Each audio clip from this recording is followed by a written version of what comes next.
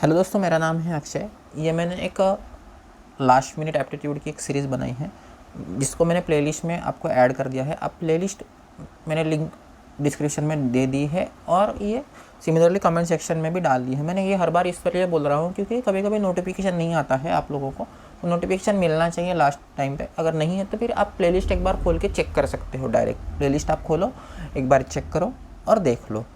ठीक है, तो स्टार्ट करते हैं वीडियो। ये है बेस, ये वीडियो बेस है ऑड फिगर्स पे। ऑड फिगर्स के 3 क्वेश्चन एग्जाम में पुराने टाइम में देखे जाते थे, नए टाइम में इतना नहीं देखा गया है। एक आधे क्वेश्चन वो डालते हैं। तो ये 3 क्वेश्चन होते हैं जनरली, 3 क्वेश्चन का सेट आता है पूरा ऑड क्वेश्चन का। ठीक है, ऑड वन निकालना होता है तो इसमें 3 लॉजिक चलते हैं जनरली। ऑड अगर निकालिए, ऑड फिगर का बात करें तो 3 लॉजिक जनरली चलते हैं। तो मैं तीनों लॉजिक एक्सप्लेन कर देना चाहता हूँ, फिर हम स्टार्ट करेंगे। तो देखो दोस्तों, लॉजिक क्या क्या होते हैं इसमें। जनरली एक कॉमन लॉजिक होता है, एक होता है क्लॉकवाइज डायरेक्शन और एंटी क्लॉकवाइज डायरेक्शन। तो अगर हम घड़ी ड्रॉ करें तो यहाँ पे 12, 3, 6 और 9 ये होती है हमारी घड़ी। अगर हमारी डायरेक्शन इस डायरेक्शन में मूव कर रही है तो हम इसको क्लॉकवाइज डायरेक्शन बोलेंगे। सिमिलरली अगर ये इस डायरेक्शन में मूव कर रही है तो हम इसको एंटी क्लॉकवाइज बोलेंगे। ये एक लॉजिक होता है। सेकंड लॉजिक जो आपको जनरली पूछ लेते हैं वो होता है लाइन का लॉजिक। तो लाइन का लॉजिक मतलब टोटल लाइन कितनी है, ये 4 लाइन है, ये 3 लाइन है। सर्कल अगर है तो इसको एक लाइन काउंट किया जाता है। पेंटागन है तो 5 साइड है या फिर 5 लाइन है। आप किसी तरह से देख सकते हो। ये एक लॉजिक पूछते हैं। और थर्ड लॉजिक जो होता है वो होता है एंगल्स का लॉजिक। तो एंगल का लॉजिक क्या होता है, तो एंगल का लॉजिक अगर देखना चाहेंगे हम लोग, अगर एंगल्स का लॉजिक देखें तो ये 0 डिग्री, ये 90 डिग्री, ये 180 डिग्री, ये 270 डिग्री। अगर ये लॉजिक क्लियर है तो ये बीच वाले भी आपको नंबर्स निकालते आ जाएंगे। 45 डिग्री का गैप होता है, 45, 135, ठीक है, 225, ये सब होते हैं। तो जनरली हमें 45 और 90 डिग्री वाले लॉजिक पूछते हैं। इसमें भी वो रोटेशन पूछ लेते हैं, इसमें भी हमें रोटेशन पूछ लेते हैं। देखो, अगर हम इस डायरेक्शन में रोटेट कर रहे हैं, फॉर एग्जांपल मेरा अगर एरो फर्स्ट स्टेप में इस डायरेक्शन में है और सेकंड स्टेप में मेरा एरो इस डायरेक्शन में आ गया, इसका मतलब ये रोटेट हुआ है 90 डिग्री से। और डायरेक्शन क्या है, तो डायरेक्शन एंटी क्लॉकवाइज डायरेक्शन है। क्योंकि मैं इधर एक 12, 3, 6 और 9 लिखता हूँ क्लॉक वाइज डायरेक्शन से, तो ये एंटी क्लॉकवाइज 3 से 12 आ गया, तो हम इसको एंटी क्लॉकवाइज डायरेक्शन बोलेंगे। ठीक है, तो इस तरीके के लॉजिक जनरली आपको ऑड फिगर सीक्वेंसिंग में देखने को मिलते हैं। सीक्वेंसिंग में भी मैं सेम लॉजिक एक्सप्लेन करूँगा, तो ये लॉजिक ध्यान में रखना है। तो देखते हैं, प्रॉब्लम स्टार्ट करते हैं और समझने की कोशिश करते हैं। तो देखो, ये जो फर्स्ट 3 प्रॉब्लम का सेट है ये मैंने लिए हैं। तो देखो 3 प्रॉब्लम कैसे सॉल्व होते हैं, विदिन 10-15 सेकंड आप सॉल्व कर सकते हो।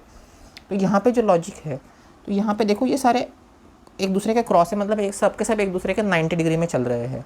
ये भी एक दूसरे का 90 डिग्री में है, ये भी 90 डिग्री में है, पर ये नहीं है 90 डिग्री, ये दोनों 90 डिग्री नहीं है। तो ये दोनों विद 90 डिग्री ना होने के कारण ऑप्शन नंबर डी मेरा सही हो जाएगा, ताकि वो ऑड है। ठीक है, सिमिलरली सेकंड प्रॉब्लम अगर देखोगे तो सेकंड प्रॉब्लम में आपको लॉजिक क्या दिखेगा, तो नंबर लाइन लॉजिक है। यहाँ पे कितनी लाइन है, तो 3 लाइन है, 4 लाइन है, 5 लाइन है और 6 लाइन है। ठीक है, तो नेक्स्ट में अगर देखें तो 3 है, 4 है, 5 है और 6 लाइन है। नेक्स्ट में देखेंगे तो 3 है, 4 है, 5 है और 6 लाइन है। लास्ट में देखेंगे तो 3 है लाइन, 4 लाइन है, 6 लाइन है और 5 लाइन। देखो, हम देख रहे थे कि सारे जो नंबर्स थे वो फ्लो में आ रहे थे, लाइक 3, 4, 5 और 6। ठीक है, इस केस में भी 3 से 4 आ गए, 4 से 5, 5 से 6, इसमें भी 3, 4, 5, 6। और इसमें क्या हुआ, 3, 4, 6 से 5 आना पड़ रहा है। हम 5 को डायरेक्ट टच नहीं कर सकते, फ्लो में नहीं आ सकते। तो ऑप्शन नंबर यहाँ पे डी, ये ऑड दिया है, ये गलत हो जाएगा। ठीक है, तो मैं थोड़ा इरेज कर लेता हूँ और यहाँ पे थोड़े एरोस मार्क कर देता हूँ। ऑप्शन नंबर ये सही है, इसका भी ऑप्शन नंबर ये सही है। ठीक है,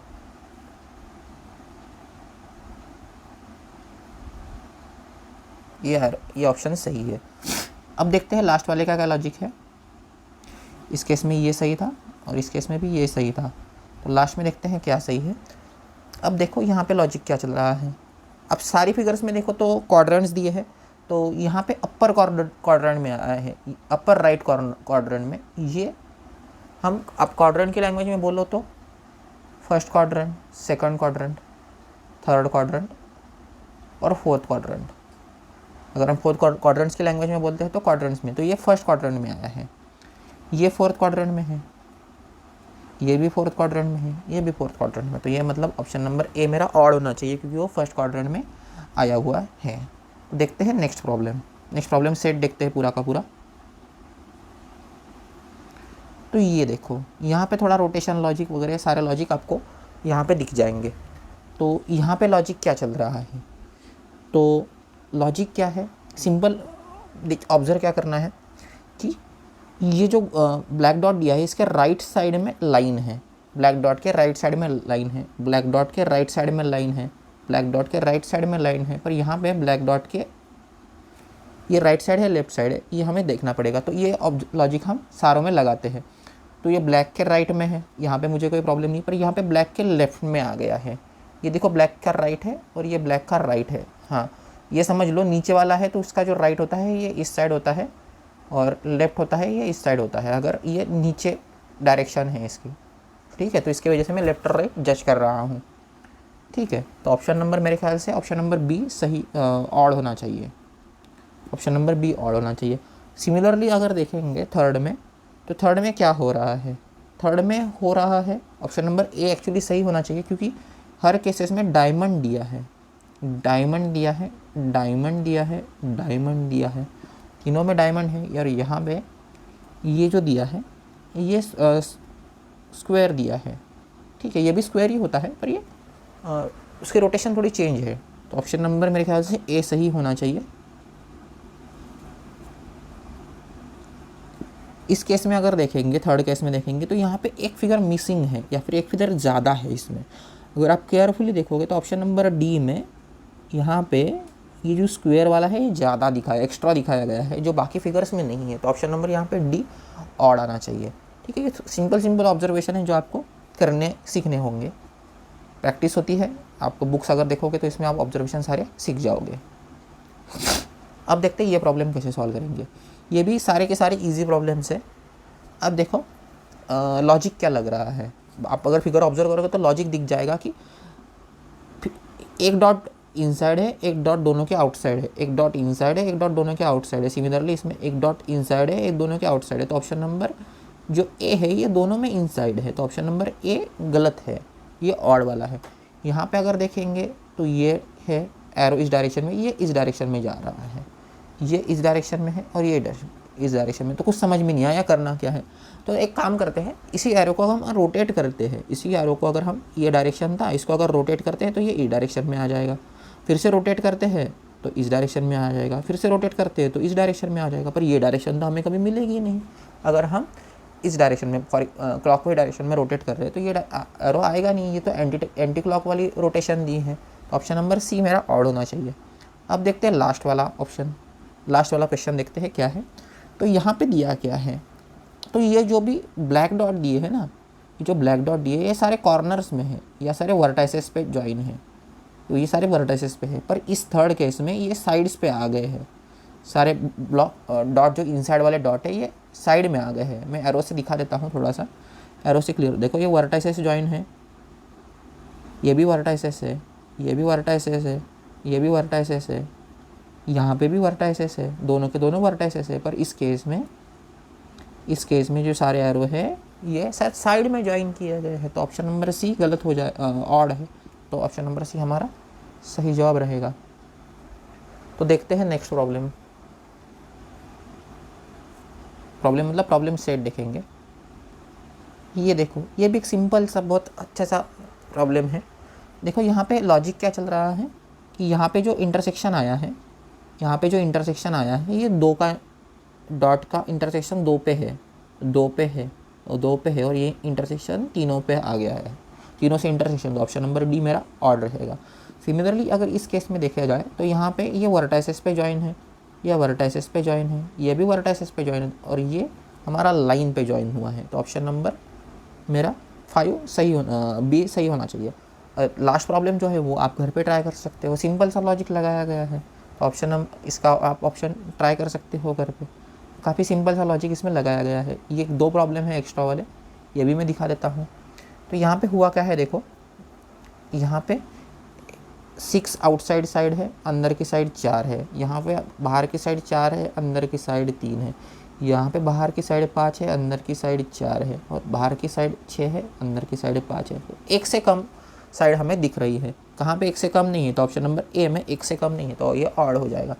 इस केस में क्या है, इस केस में अगर ऑब्जर्व करें तो इस केस में हमें देखना पड़ेगा कि किस तरीके से देखेंगे। तो अंदर की 4 साइड है, तो ऑप्शन नंबर 4 यहाँ पे 4 साइड है, 4 साइड है, 4 साइड है, तो यहाँ पे 4 और 3 साइड है, तो ऑप्शन नंबर डी यहाँ पे ऑड आ जाएगा। तो देखते हैं नेक्स्ट प्रॉब्लम। ये 2 प्रॉब्लम आप लोगों को अपने घर पे ट्राई करनी चाहिए, पर मैं इन दोनों में से कुछ आंसर्स बोल देता हूँ। तो ऑप्शन नंबर ए का जो लॉजिक है, मैं लॉजिक बता देता हूँ थोड़ा सा। तो ऑप्शन नंबर ए का जो लॉजिक है, क्वेश्चन नंबर 20 का जो लॉजिक है, ये क्या लॉजिक है? यहाँ पे ये रोटेट हो रहा है, ये रोटेट हो रहा है। तो लॉजिक क्या देखना है कि एरो की जो डायरेक्शन है इसकी उल्टी डायरेक्शन में ये दिया है, एरो की जो डायरेक्शन है इसकी उल्टी डायरेक्शन में ये दिया है, एरो की डायरेक्शन इसकी उल्टी डायरेक्शन में ये दिया है, और एरो की डायरेक्शन उसके सीधी डायरेक्शन में ये दिया, दोनों सेम डायरेक्शन में आ गए। तो ऑप्शन नंबर यहाँ पे डी ऑड आएगा। सिमिलरली आप थर्ड में जज कर सकते हो किस तरीके से आएगा। तो थर्ड का ये 21 का आंसर आप ट्राई कर सकते हो। ये रहे मेरा लास्ट क्वेश्चन सेट था। इसका भी मैं सॉल्व करके दे रहा हूँ, क्योंकि आपको होमवर्क करने के लिए टाइम नहीं मिलेगा या फिर देखने में टाइम नहीं होगा, इसके लिए मैं सारे के सारे कर दे रहा हूँ। तो यहाँ पे लॉजिक क्या है कि एरो के साइड में डॉट चेक करना है, एरो के साइड में डॉट चेक करो, आपका आंसर आ जाएगा। यहाँ पे फिर से साइड का लॉजिक है, इसके लिए फिर से ये नहीं बोलता हूँ, ये अपोजिट वाले चेक करने हैं आपको, ये अपोजिट वाला लॉजिक है, तो इसको अपोजिट वाले से आप चेक कर सकते हो, ठीक है।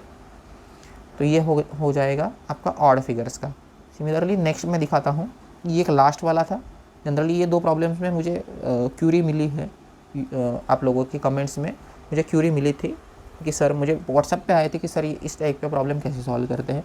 तो यहाँ पे देखो लॉजिक क्या है, सारे के सारे एरो इनसाइड है, एरो इनसाइड है, एरो इनसाइड होने चाहिए, एरो इनसाइड है, एरो इनसाइड है, जितने भी एरो है वो सारे इनसाइड है। यहाँ पे एक एरो आउटसाइड है, इसका मतलब ऑप्शन नंबर बी यहाँ पे ऑड आ जाएगा।